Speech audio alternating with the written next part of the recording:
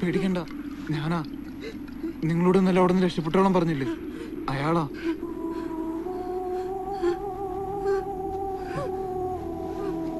എന്റെ പരിചയക്കാരനാ.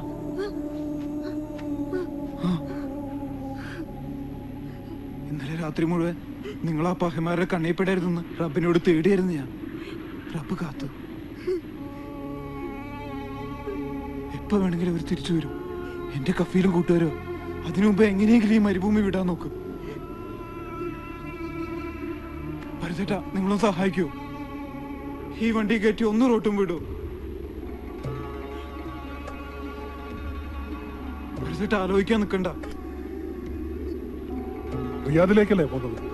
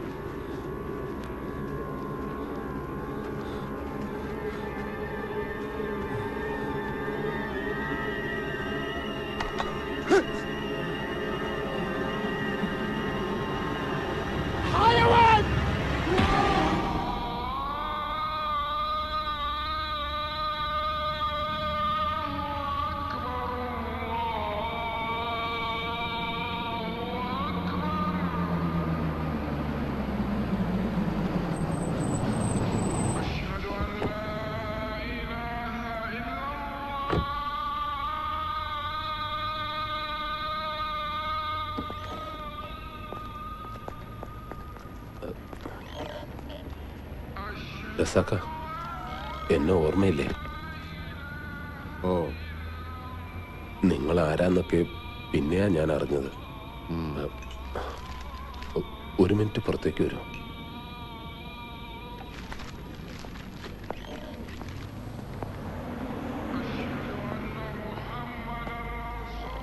ഞാൻ അപ്പ പറഞ്ഞതൊക്കെ നുണയായിരുന്നു. അതപ്പോഴേ തോന്നി. അശ്വതി അന്ന് വന്നിരുന്നു എന്നെ കാണാൻ. കണ്ട ഈ പത്രം കണ്ട? ഇതിൽ വാർത്ത വന്നപ്പോ മുതൽ ചങ്കിടിച്ചിരിക്കുക ഞാൻ. ഇനി മോഷണത്തിന്റെ പിന്നിൽ ഞാനും കൂടി ഉണ്ടെന്ന് അറബിക്കെങ്ങാനും പറയാൻ തോന്നിയാ കഴിഞ്ഞു. തനിക്കറിയാവുന്ന സ്ത്രീയല്ലേ ഇവരിങ്ങനെ ചെയ്യുന്നത്? താൻ വിശ്വസിക്കുന്നു? ഞാൻ വിശ്വസിച്ചാലും ഇല്ലെങ്കിലും കേസ് അതല്ലേ. സൗദികളോടാ കളിക്കണത്. പെങ്ങളോട് ഞാൻ എന്താ പറഞ്ഞത്? ഇറങ്ങിയിട്ട് നേരെ അബൂക്കാടെ കടയിൽ വരണമെന്നല്ലേ. എന്നിട്ട് ഇവരെന്താ ചെയ്തേ? 8 മണിക്ക് കടപൂട്ടി പോകുന്ന അബൂക്ക അന്ന് 10 മണി വരെ കാത്തിരുന്നു. ഇവര് ചെന്നോ? അത് പോട്ടെ. എന്നിട്ട് ഇപ്പൊ 2ാമത്തെ ദിവസമല്ലേ? ഏതൊക്കെ സ്ഥലത്ത് എവിടെയൊക്കെയാ കറങ്ങി തിരിഞ്ഞ് വന്നിരിക്കുന്നതെന്ന് ആർക്കറിയാം? കാര്യങ്ങളൊക്കെ പറഞ്ഞില്ലേ ഉസ്മാൻ? ഇവരെ നിങ്ങളുടെ അടുത്ത് എത്തിക്കേണ്ട ഉത്തരവാദിത്തം മാത്രമേ എനിക്കുള്ളൂ. ബാക്കി നിങ്ങൾ എന്താന്ന് വെച്ചാ ചെയ്യും. ചങ്ങാതി, ഞാൻ സൗദിയിൽ വന്നിട്ട് കൊല്ലം 10ആയി. ഇതുപോലുള്ള ജാക്ക് പോട്ടൊന്ന് എന്റെ അടുത്ത് എടുക്കല്ലേ. ഒരുമാതിരി വർത്താനം പറഞ്ഞ എന്റെ വിധം മാറും. കൊണ്ട് നടന്ന് പൂതി തീർന്നപ്പോ ഇതിന് എന്റെ നിലയിലിടാൻ നോക്ക്. മതിയായെങ്കിൽ താല്പര്യമുള്ള വേറെ വല്ലരും കാണും, അവരെ ഏൽപ്പിക്കുക.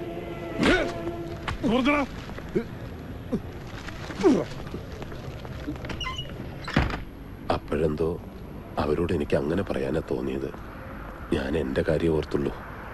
ചിലപ്പോ അറിയാണ്ട് നമ്മളെല്ലാം സ്വാർത്ഥന്മാരായി പോവില്ലേ. സത്യത്തിൽ ചാടാൻ പറഞ്ഞത് നല്ല ഉദ്ദേശത്തോടു കൂടി തന്നെയാ. എന്റെ ഒപ്പം പോകുന്ന ഇന്തോനേഷ്യക്കാരിയെ ഞാനൊരു വീട്ടിൽ ജോലിക്ക് നിർത്തി കൊടുത്തിട്ടുണ്ട്.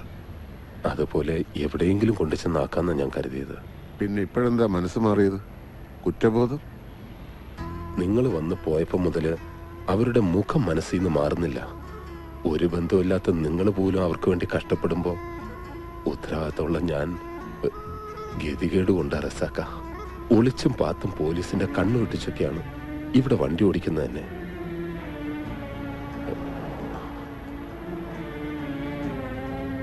നിങ്ങളെപ്പോലൊരാൾ സൗദിയിലുള്ളത് വലിയ ഹയറായി റസാക്ക. ഏതെങ്കിലും വഴിക്ക് നിങ്ങൾ അവരെ അന്വേഷിച്ച് കണ്ടുപിടിക്കണം. അശ്വതിയെ കൊണ്ടുവന്ന ട്രക്ക് ഡ്രൈവറെ അതൊന്നും ഞാൻ ചോദിച്ചില്ല.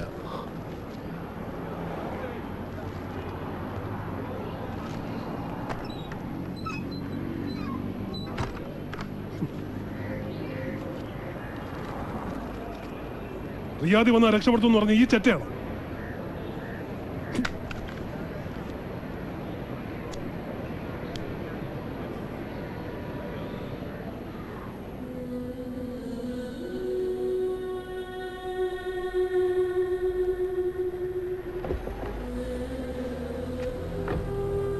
ഇനി ആരെങ്കിലും ഉണ്ടോ അഭയം തരാൻ? മനുഷ്യന്റെ മനകർത്ത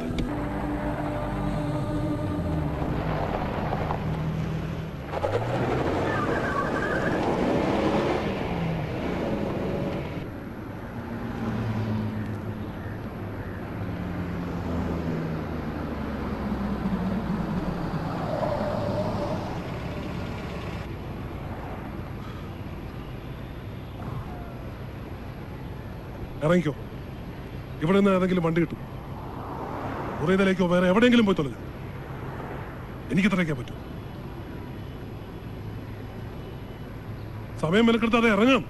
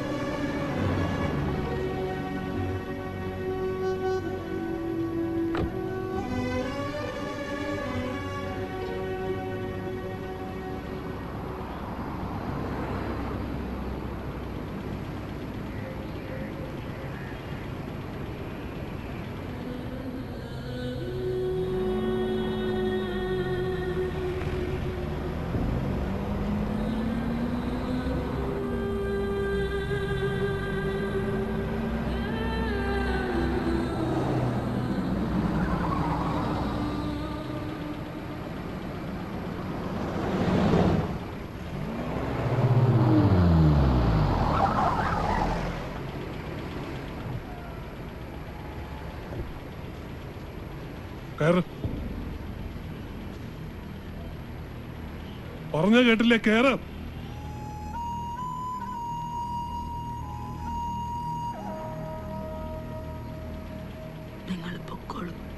എന്നിട്ട് ഒരു രാത്രി മുഴുവൻ ആ ബഷീർ തല്ലും ചവിട്ടും കൊണ്ടത് നിങ്ങളുടെ ജീവനും മാനവും രക്ഷിക്കാനാണ്. അവനോട് ഞാൻ എന്ത് സമാധാനം പറയും? നിങ്ങളെ വഴിയിൽ ഉപേക്ഷിച്ചത്.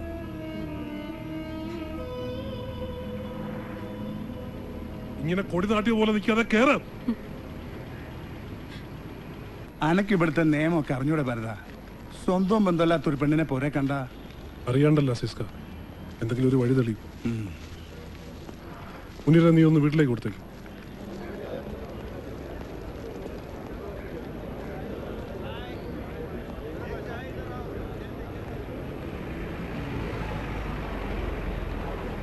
ആ പെൺകുട്ടീനെ ഞാൻ കണ്ടിട്ടില്ല. ഒരു പാവാനീ മുനീർ പറഞ്ഞു. ഭരതനും ആളൊരു ശുദ്ധനാ. കാണുമ്പോൾ ഉള്ള പരക്കം മട്ടേ ഉള്ളൂ. പറഞ്ഞിട്ടെന്താ, സൗദിയിലെ നിയമല്ലേ, ആരെങ്കിലും ഒറ്റിയതാവും. ഓല് കൊണ്ടുപോയി രണ്ടാളെ.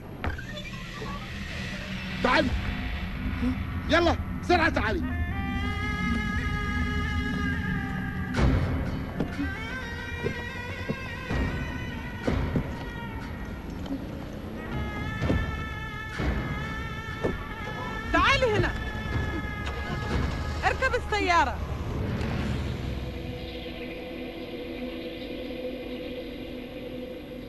അപ്പൊ ഓക്കെ, അഡൾട്ടറി ആണ് കേസ്. പക്ഷെ നമുക്ക് ഈ ന്യൂസ് പോരാ. ഇതെല്ലാ പത്രത്തിലും വരും. നമുക്ക് വേണ്ടത് ഒരു എക്സ്ക്ലൂസീവാണ്. റസാഖ് ഒരു കാര്യം ചെയ്യണം.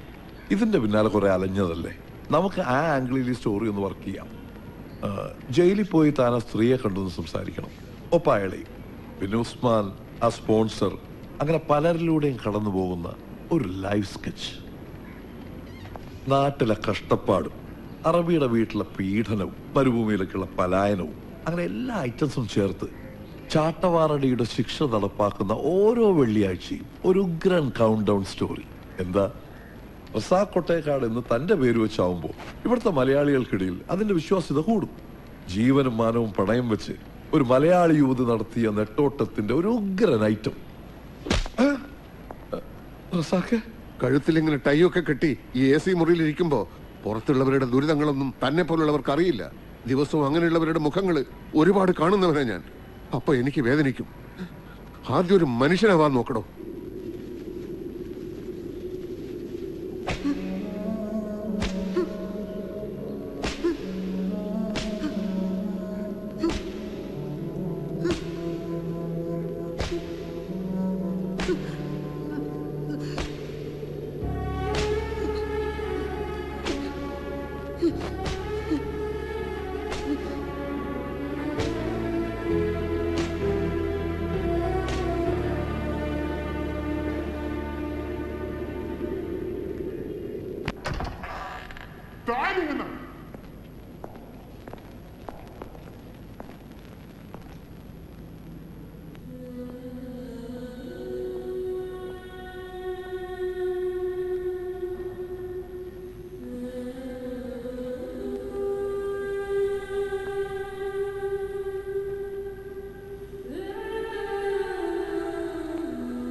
ഞാൻ റസാഖ്, റിയാദിലെ ഒരു സോഷ്യൽ വർക്കറാണ്.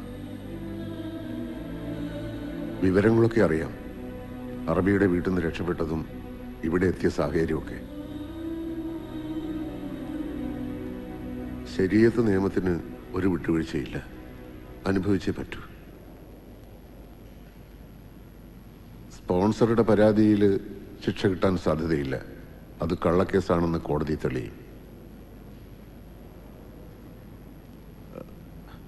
ഞാൻ അശ്വതിയുടെ വീട്ടുകാരുമായി ബന്ധപ്പെട്ടിരുന്നു. പേടിക്കണ്ട, ഇവിടെയാണെന്നൊന്നും ഞാൻ പറഞ്ഞിട്ടില്ല. അശ്വതിക്ക് വിളിക്കാൻ കഴിയാത്തതിനെപ്പറ്റി ഞാൻ ചില നുണകൾ പറഞ്ഞു. അവര് വിശ്വസിച്ചോന്നറിയില്ല. ശിക്ഷ കഴിഞ്ഞാൽ നാട്ടിലേക്ക് പോവാം. ധൈര്യമായിട്ടിരിക്കൂ, ഒന്നും സംഭവിച്ചിട്ടില്ല.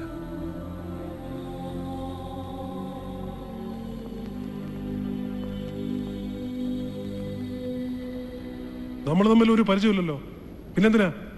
മുൻപ് പരിചയമുണ്ടായിരുന്നത് കൊണ്ടാണോ അശ്വതിയെ രക്ഷപ്പെടുത്താനായി നിങ്ങൾ കൂടെ കൂട്ടിയത്? തമ്മിൽ പരിചയപ്പെടാനായി പടച്ചോൻ കണ്ടുവച്ചൊരു വഴിയാണിത് എന്ന് വിചാരിച്ചാൽ മതി. നാട്ടിലാരെയെങ്കിലും ബന്ധപ്പെടാനോ അറിയിക്കാനോ ഉണ്ടെങ്കിൽ? ഇല്ല, എനിക്ക് ചെല്ലാനോ എനിക്ക് വേണ്ടി കാത്തിരിക്കാനോ ആരുമില്ല. നിങ്ങളായിട്ട് എനിക്ക് വേണ്ടി ഒന്നും ചെയ്യുകയും വേണ്ട. നിങ്ങളുടെ സ്പോൺസർ വിസ ക്യാൻസൽ ചെയ്തു. ഇനി ഡീപ്പോർട്ടേഷനേ മാർഗമുള്ളൂ. ആരെങ്കിലും മുൻകൈ എടുത്തില്ലെങ്കിൽ അത് ഇനിയും വൈകും. അത്രയും കാലം ജയിലിനകത്ത് നരകിക്കണോ? ആരും കാത്തിരിക്കാനില്ലെങ്കിലും സ്വന്തം രാജ്യത്തേക്കല്ലേ മടങ്ങുന്നത്? ആ രാജ്യത്തിലെ ജീവിതത്തിൽ നിന്ന് രക്ഷപ്പെടാനാ 15 കൊല്ലം മുമ്പ് ഇവിടെ എത്തിയത്. എന്നിട്ട് രക്ഷപ്പെട്ടോ? ഒരു പാവം പെണ്ണിനെ പെരുവഴിയിലിട്ടിട്ട് പോരണ്ടാന്ന് കരുതി ആ കൂടെ കൂട്ടിയത്. എന്നിട്ട് അവര് രക്ഷപ്പെട്ടു. കുറെ കാലം മരുഭൂമിയിൽ ജോലി ചെയ്ത ആളല്ലേ. ഒരു പച്ചപ്പിനും വേരുപിടിക്കാൻ പറ്റില്ല എന്ന് തോന്നുന്ന വരണ്ട മണലിലും ഇടയ്ക്ക് ചില തളിർപ്പുകൾ കാണാറില്ലേ? മരുഭൂമിയിലെ പൊള്ളുന്ന ചൂടിനെ ആ ചെറിയ ചെടികൾ തോൽപ്പിക്കുന്നത് കണ്ടിട്ടില്ലേ? ഒരു കുഞ്ഞു വിത്തിന് അത്രയും കരുത്തുണ്ടെങ്കിൽ നമ്മൾ മനുഷ്യന്മാർക്ക് എന്താണ് താങ്ങാൻ പറ്റാത്തത്?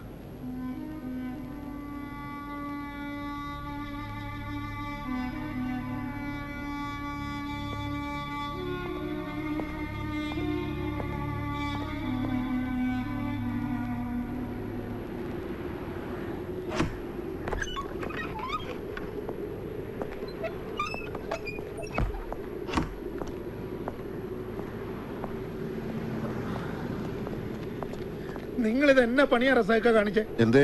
ദിവസവും കയറി ഇറങ്ങണല്ലേ എംബസിയിൽ?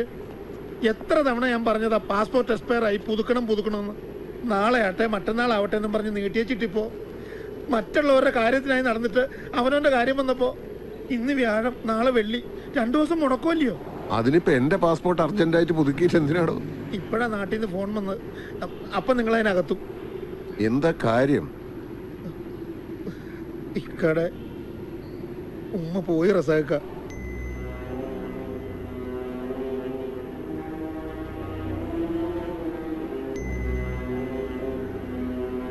പെട്ടെന്നൊരു നെഞ്ചുവേദന വന്നു. ആശുപത്രിയിൽ എത്തിക്കണതിന് മുമ്പ് തന്നെ. ഇനി എങ്ങനെ നാട്ടിലെത്തും?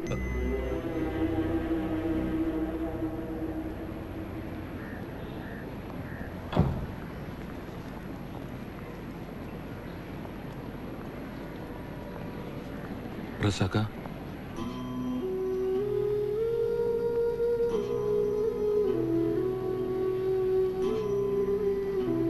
സലീമേ, എൻ്റെ സ്ഥാനത്ത് നിന്ന് എല്ലാം നീ ചെയ്യണം. പള്ളിക്കാരോട് പറഞ്ഞിട്ട് പാപ്പാന്റെ കബറിൻ്റെ അടുത്ത് തന്നെ ഉമ്മാക്ക് കബർ വെട്ടണം. ഉമ്മാന്റെ ആ ആഗ്രഹം നടക്കാണ്ട് പോണ്ട. എന്നാ ഇറങ്ങാം.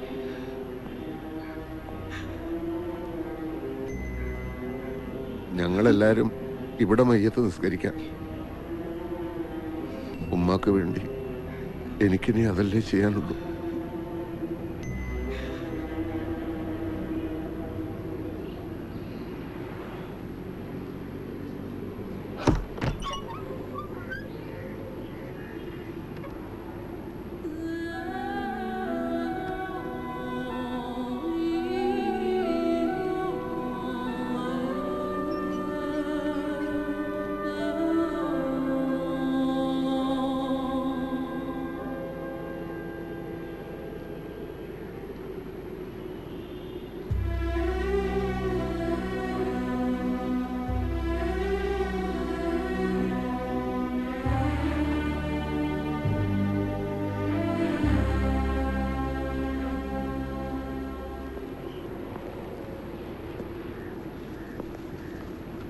ടിക്കറ്റും ഔട്ട് പാസും.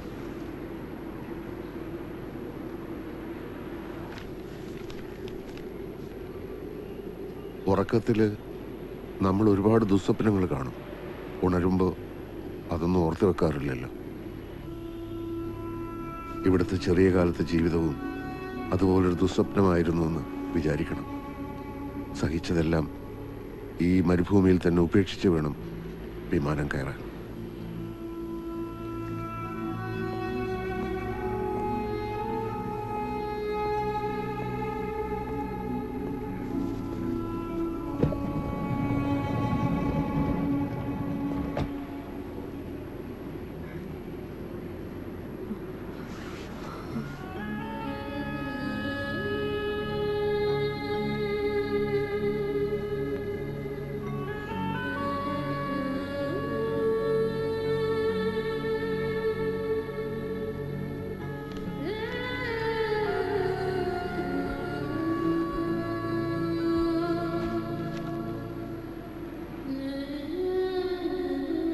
ഈ യാത്രയോടെ എല്ലാം അവസാനിക്കുകയല്ല എന്ന് തന്നെ കരുതുക. അല്ലേ ഭരത?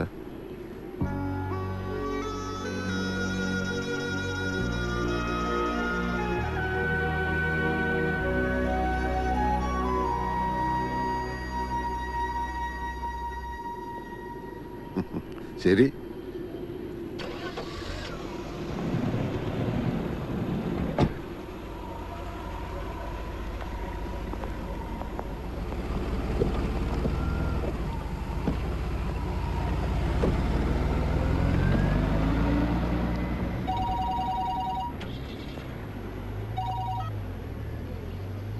ഹലോ, അതെ, ആണോ? ഏത് ആശുപത്രി? ഞാൻ ഇപ്പം തന്നെ എത്തിക്കോളാം.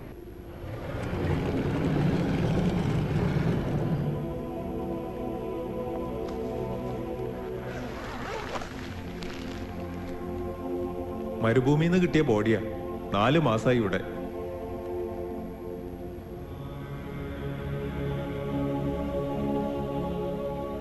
ഇല്ല, എനിക്കറിയില്ല. എൻ്റെ പരിചയത്തിൽ ഇങ്ങനൊരു മുഖമില്ല.